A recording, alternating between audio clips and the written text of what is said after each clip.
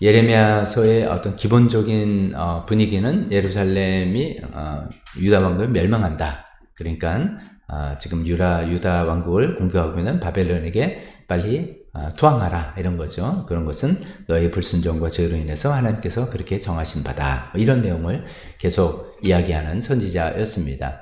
그러니까 이제 예레미야의 선지자의 그 메시지는 들으면 뭐 기분이 별로 좋지 않은 거예요. 나라 망한다는 소리고 너 죄 지어서 벌 받는다 뭐 이런 소리라서 사실 좀 듣기 굉장히 괴로운 그런 소리가 있습니다. 그런데 이제 30장으로 넘어오면서 30장, 31장, 32장, 33장 이 4장은 좀 굉장히 소망과 위로의 내용이 담겨져 있습니다. 그래서 이제 성경학자들은 30에서 33장을 예레미야서 전체 책 중에 위로의 책이라는 어떤 그 단원으로 위로의 책이다라고 분류를 합니다. 멸망을 예언한 중에 위로의 내용이 가득한 그런 부분인 것이죠.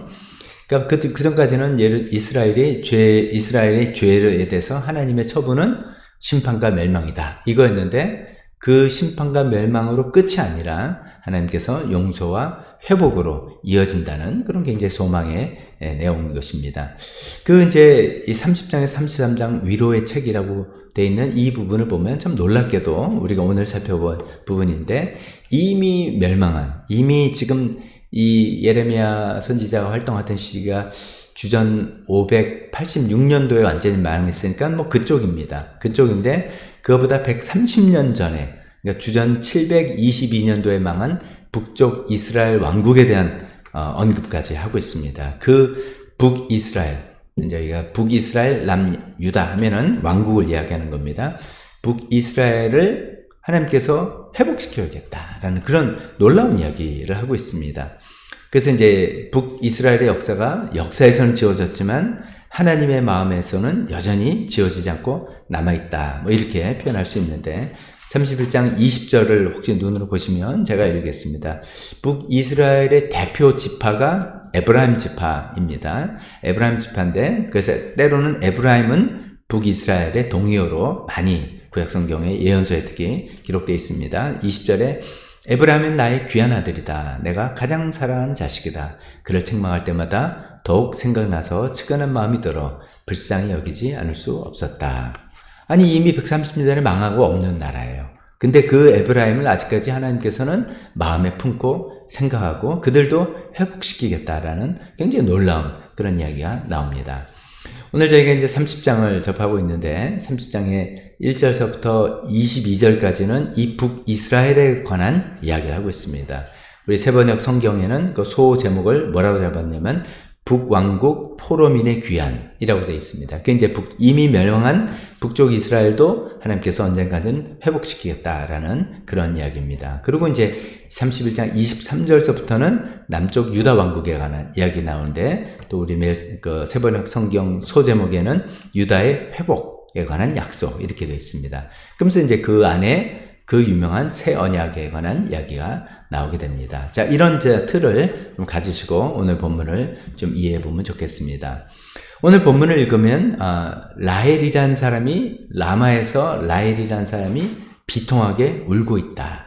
얼마나 슬픔을 당해서 울고 통곡을 하는지 그 어떤 사람의 위로를 받기도 거부한다. 위로가 안 된다는 것이죠. 그만큼 너무나 절망 가운데 비통하게 울고 있다라는 그런 이야기를 하고 있습니다. 이 부분이 이제 우리가 읽은 마태복음 2장에 인용되었기 때문에 이 예레미야 본문과 마태복음을 가지고 우리 몇 가지 이제 질문을 가져볼 수 있겠습니다. 첫 번째는 이제 이 라헬이라는 사람이 누구냐? 우리가 대충 알지만 라헬이라는 사람이 어떤 사람이길래 이렇게 등장하는지 한번 살펴보겠고요. 왜 라마에서 울고 있는가? 이것도 좀 두 번째로 살펴보고 세 번째는 마태는 이게 이제 베들레헴에서 자기 아들들이 이제 그 헤로드를 죽였는데 그것이 예레미야의 이 말씀이 이루어진 것이다 이렇게 말씀을 하고 있는데 그건 또 무슨 소린가 이런 것들 가지고 질문을 해보면서 말씀을 전해 보겠습니다. 첫 번째 이 라헬이 누구인지 한번 생각해 보면 우리 잘 알고 있습니다. 라헬은 야곱의 두 아내 중에 야곱이 사랑했던 아내죠. 레아는 사랑하진 않았는데 어떻게 이제 그 관계에서 부인이 첫 부인이 됐고 두 번째 라헬을 얻게 됐죠. 근데 이 라헬은 이제 어떤 여인이냐면 남편의 사랑을 받았지만 자식을 낳지 못하는 그런 여인이었습니다. 그래서 유대인들의 그 전통과 그 역사 가운데 라헬 하면은 아기를 낳지 못하는 어머니의 여인을 대표하고 있습니다. 그래서 이제 그런 상징적인 존재로서 자리매김하고 있습니다. 이 라헬은 레아는 언니 레아는 아기를 계속 이렇게 낳습니다. 그래서 남편 사랑도 받고 이렇게 됐는데 자식이 없는 고통을 오랫동안 겪었습니다. 얼마나 그게 힘들었으면은 이런 식으로 남편을 들볶게 됐어요. 창세기 30장 1절에 보면 지 남편 이제 야곱에게 나도 아이 좀 낳게 해주세요. 그렇지 않으면 죽어버리겠어요. 말이 이렇게 편하지 우리가 보통 이야기할 때는 얼마나 험한 이야기로 하겠습니까? 근데 요셉이 뭐 야곱이 내가 어떻게 할 수 없다라고 했는데 그런 라헬을 불쌍히 여기셔서 하나님께서 아기를 주셨습니다. 그 아기 이름이 요셉 이거죠. 이제 국무총리가 이집트 국무총리가 돼서 이스라엘을 건져낸 그 요셉이 그렇게 해서 태어난 것이죠. 얼마나 애지중지 키웠겠습니까?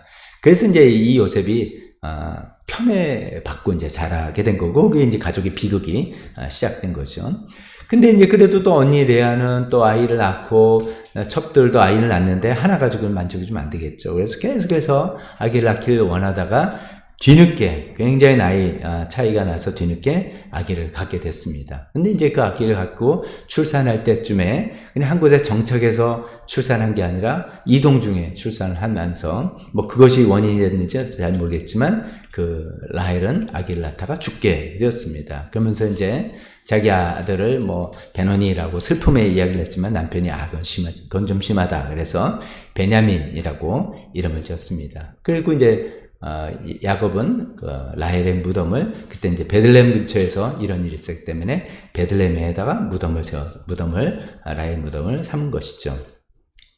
그 지금도 이제 베들레헴에 가면 지금 현재 이제 베들레헴은 이스라엘 사람들이 관장하는 지역이 아니라 팔레스타인 사람들이 사는 곳입니다. 그래서 관광지로 그 베들레헴 교회라든지 이런 데 가려면 굉장히 삼엄한 어떤 경비와 이런 걸 절차를 뚫고 이제 가야 되는데 그 베들레헴에 라헬의 무덤이라고 알려진 곳이 아직도 이제 있다고 합니다. 거기 이제 아기를 낳지 못한 사람들이 거기 가서 예배하고 기도하는 곳으로 이제 유명하게 되는 거죠. 그만큼 라헬은 자식을 낳지 못해서 자식으로 인해서 고통당한 여인의 상징이 된 것입니다. 근데 이제 제가 이제 좀 설명을 줄 거를 여러분들 아셨는데, 라헬이 이제 두 아들이 있구나. 요셉을 먼저 얻었고, 그 다음에, 베냐민 낳다 죽은 베냐민 두 아들이 있다. 이렇게 됐는데, 결국 나중에 이제 이 12지파가 점점점 발전하면서 왕국 시대로 변하면서 이 라헬의 두 아들들이 북이스라엘과 남유다 왕국으로 나뉘어지게 되었습니다. 그 이제 배경은 이렇게 됐죠. 요셉을 낳지만 요셉이 이집트로 가서 요셉이 또 두 아들을 낳아서 므낫세와 에브라임이란 아들 둘 낳았죠. 에브라임이 둘째 아들인데 하나님께서 둘째 아들을 축복해 주신 것을 야곱은 깨닫고 그를 이제 오른손 들어서 축복하시고 과연 진짜 가나안을 들어왔을 때 에브라임 지파가 점점 강성해졌습니다.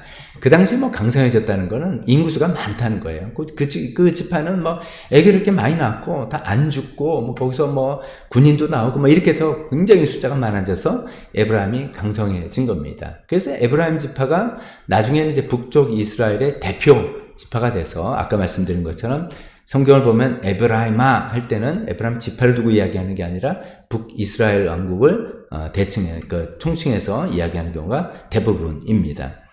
그래서 이제 에브라임은 라헬의 아들 요셉의 아들 에브라임이 북쪽 이스라엘 왕국의 대표 지파가 돼서 북이스라엘로 나눴고 남북이 나눠질 때 그렇게 됐다는 거죠. 근데 이제 베냐민 지파는 혈통상으로 보면은 그쪽에 붙어야 되는 게 맞잖아요. 같은 이제 라헬의 모계상 같은 혈통이니까 그쪽에 붙어야 되는 게 맞는데 이상하게 베냐민 지파는 남쪽 유다 왕국하고 연합을 했습니다. 그래서 남유다 왕국 두 지파, 유다 지파와 베냐민, 북쪽 이스라엘 왕국의 10지파, 에브라임 중심이 10지파 이렇게 되었다는 것이죠.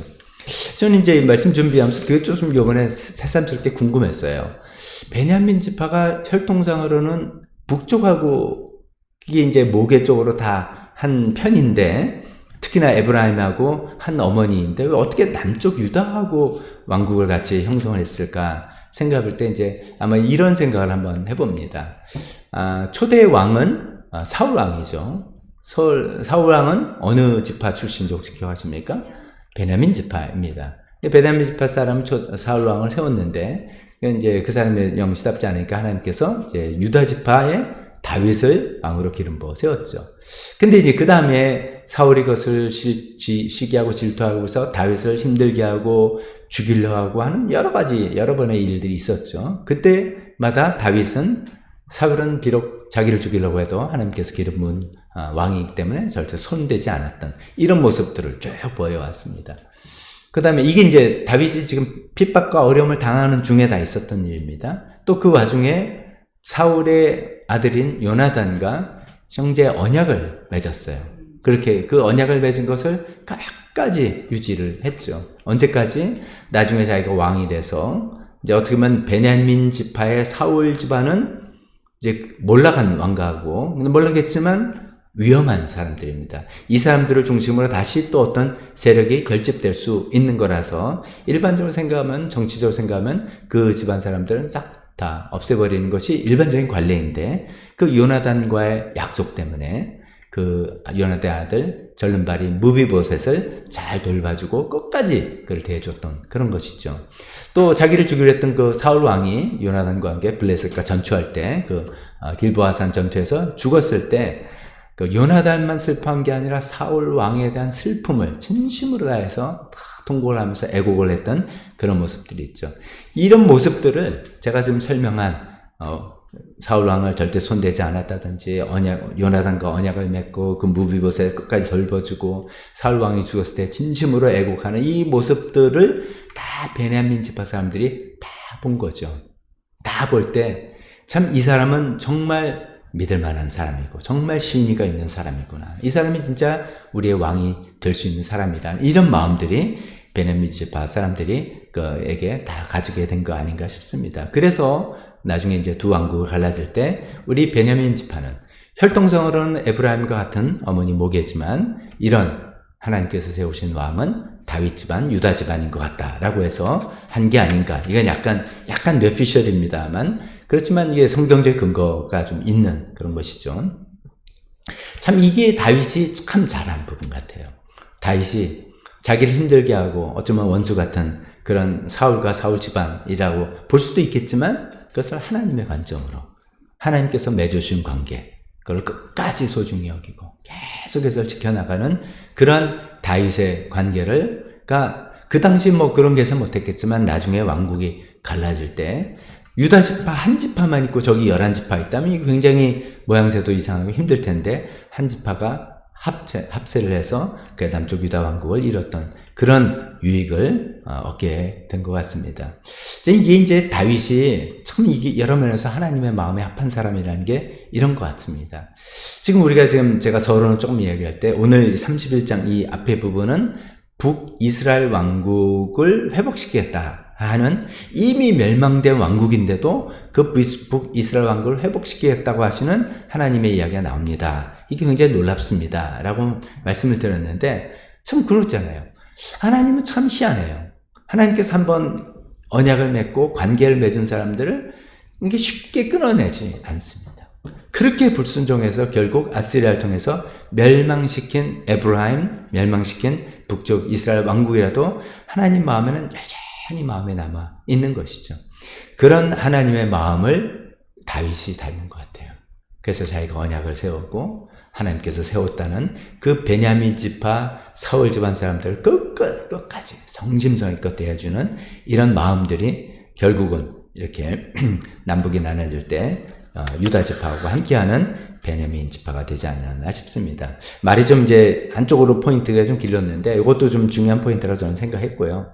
근데 이제 라헬을 이제 설명하다 나왔습니다. 라헬이니까 어떤 인물이냐면 베냐민 지파 에브라임의 이제 할머니 격이죠만은 에브라임의 어머니라고 합시다. 요셉의 요셉의 아들 이렇게 되니까 북쪽 이스라엘 왕국의 대표주자는 에브라임의 어머니이자 남쪽 유다 왕국의 유다에 속한 베냐민의 어머니다 이거죠. 그러니까 라헬이 여기서 등장하는 의미는 어떤 의미로 등장하냐면 그냥 야곱의 사랑받는 아내 이렇게 등장하는 게 아니라 북쪽 이스라엘과 남쪽 유다 전체의 어머니, 이스라엘 백성 전체의 어머니로서 등장하고 있다는 것이죠. 그 라헬이 여기 나온 이유가 그런 의미로 나온다는 것을 생각해 주시면 좋겠습니다. 라헬은 그냥 단순한 역사를 우리가 아는 그런 사람이 아니라 이 분열왕국을 통해서 지금 라헬이 나오는 것은 이스라엘 백성 전체의 어머니로서 지금 통곡을 하고 슬퍼하고 있구나 이렇게 성경은 소개하고 있는 것입니다.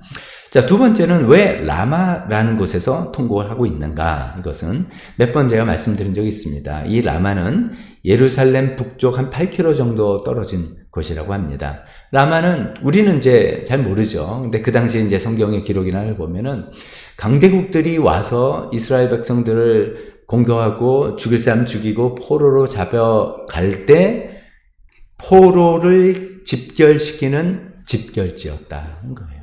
그러니까 우리는 잘 모르죠. 그러나 이스라엘 사람들은 다 아는 거예요. 라마 하면 그래. 다 죽일 놈 다 죽이고 그래도 쓸만한 놈들 잡아가려고 할 때 그 포로로 다 여기 사방에서 모아서 라마에서 집결해서 거기서 아시리아는 이 사람들을 끌고 왔고 거기서 바벨론을 끌고 가는 그런 곳이라는 것이죠. 그러니까 그곳에 사실 여기 라헬은 벌써 죽은 지 1000년도 넘은 그 사람이 실제 인물은 그런 거지만 이스라엘 전체 백성의 어머니로 표현되는 라헬은 이 라마에서 자기 자식들이 포로로 끌려가는 것을 지금 보고 있다라는 이런 시적 표현으로 쓰고 있는 겁니다. 전체 이스라엘의 어머니 라헬은 자신의 자녀들이 죽임당하고 포로로 끌려가는 그 모습을 지금 이 라마에서 보면서 통곡을 하고 있다. 이렇게 표현하고 있는 것입니다. 자식을 잃은 어미의 슬픔. 세상에 그것보다 더 큰 슬픔이 있을지 모르겠습니다. 자기 남녀 이렇게 구분하면 안 되겠지만 고대사에서는 특히 아들이 더 중요해서 아들을 잃은 어머니는 나는 살 아무런 소망이 없고 살 이유가 없다라고 생각하는 그 정도의 슬픔 아니겠습니까? 근데 이스라엘 전체 어머니 라헬은 자기 자식들이 지금 포로로 다 끌려가는 그 모습을 두 눈으로 똑똑히 보면서 슬퍼하고 통고하고 그래서 그 누구의 위로를 받기를 거절한다. 이럴 때 어떤 위로를 할 수 있을까요? 자식을 잃은 어머니한테 우리 다 인생 죽는 거니까 그거 너무 슬프게 이렇게 위로가 될까요? 어떻게 위로를 해야 될지 몰라요. 그래서 위로를 받기를 거절하고 있다라고 표현하고 있습니다. 그럼 두 번째 왜 라마에서 통곡하는지까지 살펴봤다면 세 번째 마태는 왜 이 구절을 예수님께서 어린아이 때 일어난 이 일과 인용하면서 이것이 특히 이 예언이 성취된 일이다 라고 이야기하는지 이것도 한번 생각해 보겠습니다. 우리가 이제 살펴본 부분은 그런 거잖아요. 동방박사가 아기 예수께 경배하러 왔다니까 네가 먼저 가서 경배 드리고 어딘지 정확히 알려다오. 나도 가서 경배하겠다 라고 헤롯 왕이 이야기했는데 천사가 나타나서 글로 가지 말아라 그랬죠.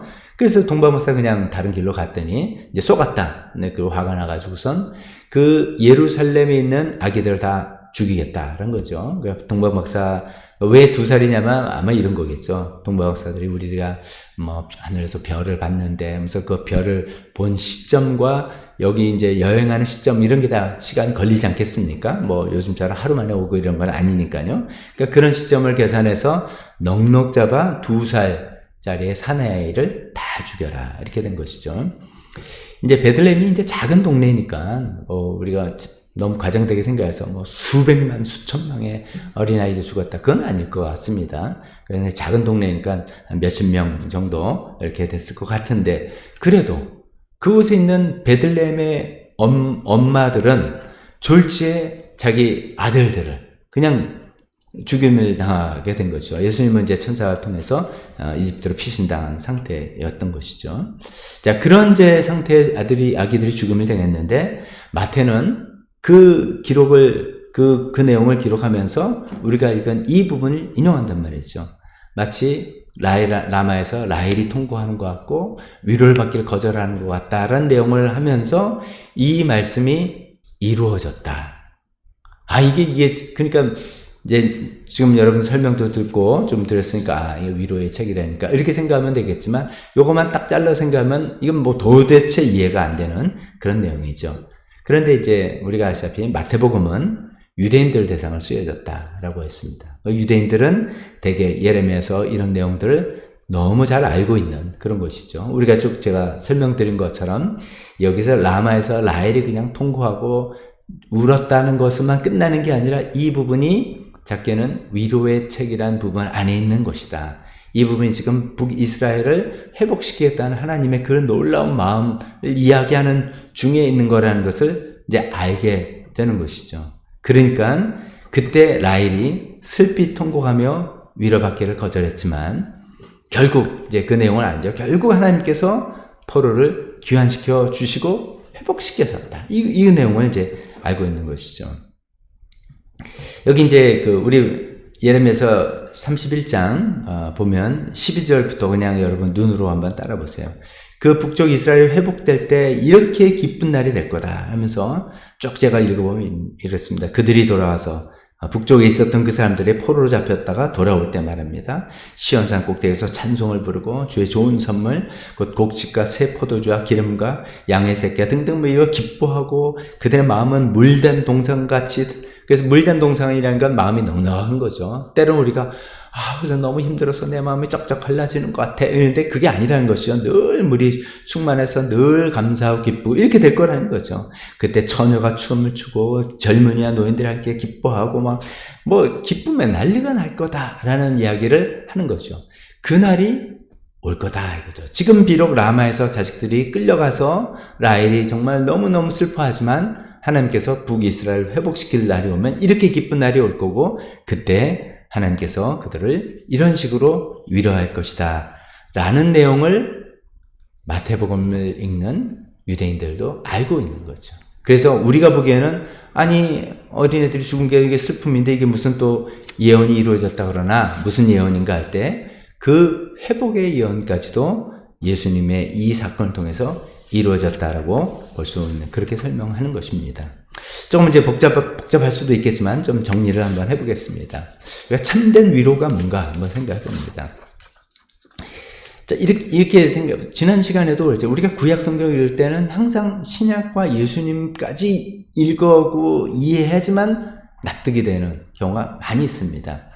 오늘도 그렇습니다. 자, 생각해 봅시다. 자, 이렇게 이야기하는 거예요. 지금 그 당시에 이제 예레미야의 라헬.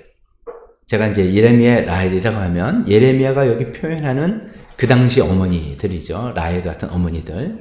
지금 자식들이 다 포로로 끌려가고 죽고 해서 슬픔을 갖고 그 세상 어떤 위로도 받지 못할 그런 상태이지만 그 다음에 하나님께서 언젠가는 포로를 회복시켜 준다. 우리 지난 시간에 살펴봤습니다. 70년 후에 포로가 회복된다. 그럼 회복되었을 때 정말 너무 감개무량하게 돌아와서 다시 그 예루살렘이 사람들이 북적거리고 살아가는 그래서 회복이 된다는 것이잖아요. 근데 그럼 뭐하냐 이거죠. 우리가 또 역사를 알죠. 그 다음에 또 나라는 지지부진하고 성전을 올바 쓰지 못하고 결국 힘이 없는 나라 뺏기게 돼서 그 다음에 로마에 점령을 당하고 지금 마태가 기록되는 이 시대는 이 마태 라헬이라고 할 수 있는 이 시대 여인들은 아주 힘이 없는 약소국의 촌동네 사람들. 그래서 로마의 힘을 등려본 헤로드 왕이 그 사내 애들 다 죽여라 할 때 한마디 하나 저항도 하지 못하고 자기 아들을 다 잃게 되는 그것도 슬픔에 쌓이는 이 힘의 논리 앞에 또 꼼짝없이 고통당하고 슬픔을 당하는 이런 일들이 계속 반복되는 역사 아니겠습니까? 우리가 인간 사회는 그런 일이 계속 반복되는 역사죠. 그래서 지금 예레미야 시대 그 라헬이 70년만 기다리면 하나님께서 위로해주고 회복시켜줘. 기다리면 돼. 라는 것으로 끝나는 게 아니라 끝나는 게 절대로 아니라는 것을 이 마태복음에 나오는 라헬이라고 할 수 있는 베들레헴의 여인들의 슬픔 보면서 우리가 알 수 있는 거예요. 이것이 뭐 좀 해결이 되고 그래 포로 돌아가면 다 우리 회복되는 거야. 나라 그래 국권 회복하면 다 위로가 되는 거야. 라는 게 아니다는 것이죠. 건강이 힘들어서 건강했는데 건강이 회복되면 내가 위로가 되는 거고 돈 문제 때문에 힘든데 돈이 좀 생기고 그러면 위로가 되고 하는 그런 게 아니다는 것이죠. 결국 이 세상에 우리를 슬픔과 고통으로 만들어진 그 근본적인 원인은 뭐냐? 죄인 거죠, 죄. 인간 안에 들어온 죄 때문에 그 다른 사람들을 함부로 하고 업신여기고 관계를 깨치고 힘으로 논리를 남 사람들을 억누르게 하는 그 모든 그 원인의 문제, 슬픔과 고통의 원인을 따지고 보면 인간 세상에 들어온 그 죄 문제 때문에 이런 고통과 슬픔이 있는데 그 문제를 해결하지 아니하고 다른 것이 좀 만회가 되고 다른 것이 좀 회복이 되고 다른 것이 좀 커버가 됐기 때문에 위로가 되느냐? 그런 것은 없다. 라는 이야기를 하고 있습니다. 마태복음에서 여기서 왜 이것을 인용하면서 하는 이야기 하냐면 이런 것이죠. 거 봐라. 이런 거는 역사를 통해서 계속해서 반복이 된다. 그러나 지금 잠시 이집트로 피신 가신 이 아기 예수님이 다시 유대 땅으로 돌아오시고 그가 성인이 돼서 하나님 때가 되면 활동을 하시면서 하나님 나라를 가르쳐 주실 것이고 하나님 나라를 몸소 보여주실 것이고 하나님 그 나라를 이루기 위해서 십자가에서 죽어주심으로써 이 모든 슬픔과 비극의 원인은 죄 문제를 해결해 주실 것이다.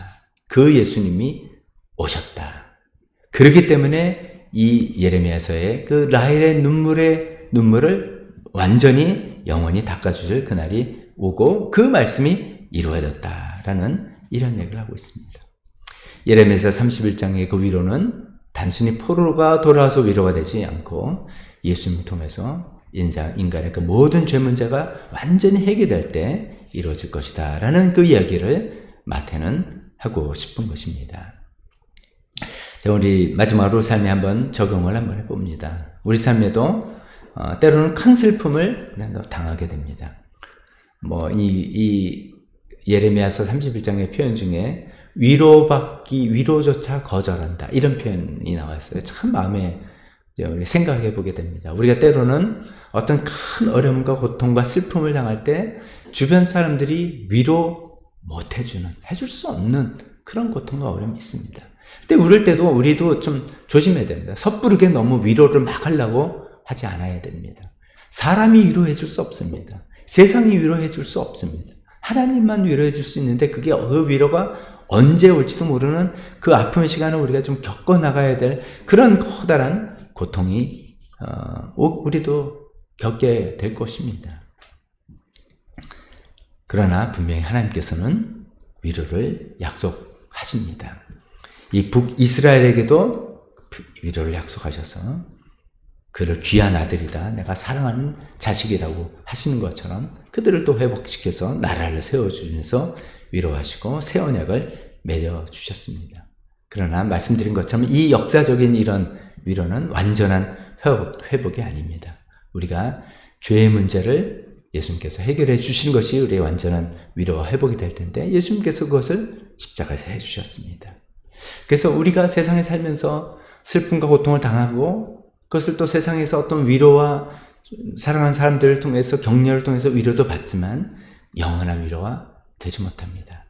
영원한 위로는 모든 슬픔과 고통의 원인인 그 죄를 없애주신 그 예수님 앞에서 그 예수님께서 우리 모든 것을 지시고 지고 갔다 십자가에서 죽으셨다는 그 사실이 내 마음속에 들어오고 언젠간 그 주님께서 우리에게 영원한 위로를 주실 수 있을 거다 믿고 나갈 때 영원한 위로를 얻게 되는 우리 모두가 되었으면 좋겠습니다. 기도하겠습니다.